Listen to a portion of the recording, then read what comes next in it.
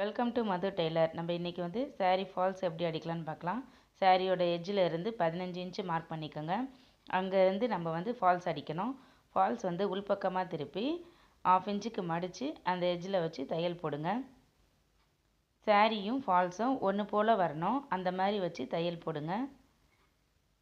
Falls வந்து இந்த மாதிரி ஸ்டிச் பண்ணும்போது வெளியில் தெரியக்கூடாது.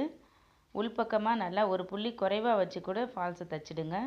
முடிக்கிறப்பவும் ஒரு 1/2 இன்ச்சு மடித்து வச்சு முடிச்சிடுங்க. நம்ம ஸ்டார்ட் பண்ணதுலேருந்து திரும்பவும் இந்த எல் ஷேப்க்கு தைச்சிடலாம்.